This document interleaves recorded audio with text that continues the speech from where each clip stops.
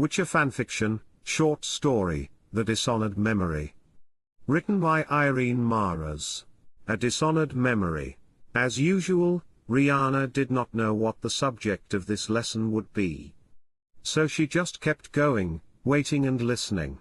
The forest was quiet and the moonbeams were the only source of light. But she could see clearly enough ahead of her. Cold shivers suddenly ran down her spine. Why was there something so familiar about all this? She arrived in a small square. Why had nothing happened yet? Usually Avallac'h didn't wait this long to reveal what the lesson was. Then she felt it. Her senses vibrated in warning. Riana turned, dagger in hand, and froze. A young human man, no, not a man. A boy, certainly not yet an adult, approached her, sword in hand. No, Riana whispered. She remembered all this. She remembered the boy. Riana had killed him.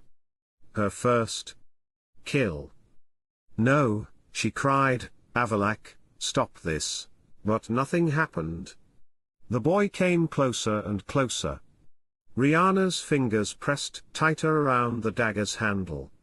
And she struck, just as she had done the first time. But the illusion did not fall to its knees. It began to disappear from in front of the woman, but before its figure had completely vanished, the woman took a step forward and wrapped her arms around it. Forgive me. The figure of the boy disappeared into the wind beneath her hands. Riana stood still. She knew Avallac'h stood behind her. She thrust the dagger back into the sheath, then turned to look at him over her shoulder. Riana did not cry. Her eyes burned with anger. Not rage, anger. But when she spoke, her voice perfectly even, I was right about you mages. You don't care what you do, who you do it to, who you hurt. Everyone else is just a lab rat to you.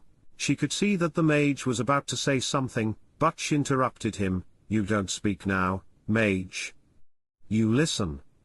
She turned her gaze to where the figure had been standing a moment ago. I don't care what you do to me, how you try to get inside my head and torture me. But that boy? You dishonored his memory. He was once a living, breathing being and then you come and use him in some sick little test of yours. He deserved better. Silence. Finally Avallac'h spoke, you saw this differently than I would have imagined. Riana turned and walked slowly right in front of the man, better get used to it. Then the woman turned again and walked away into the darkness of the forest. Avallac'h stood still, watching. He waited for anger. He waited for rage. He was in for something worse. Riana did not attack, did not roar, did not use her magic. She just stood there, her gaze as sharp as a knife. She wasn't just angry. She was disappointed. It was not the reaction Avallac'h had expected. His methods had always been effective. The illusion was perfect, and its purpose was simple. See? Face. Endure. But Riana did not react as others would have. She didn't run, but she didn't accept the lesson either. She turned it against him. I don't care what you do to me, Riana said, and every word was a calm storm. But that boy? You dishonored his memory. Avallac'h said nothing. He wasn't sure if any words would have been enough at this moment. He had not expected this. He had known that Riana had seen war, had experienced death, had killed. He had known she understood what it meant. But he hadn't expected her not to put herself at the center. She wasn't angry because this was a test for her. She was angry because someone else had been dragged into it. Avallac'h hadn't thought of it that way. You're not talking now, mage. You listen. That was an order. He didn't obey orders. But now he stood there, silent. And listened. Riana didn't scream. She didn't cast a spell. She just left.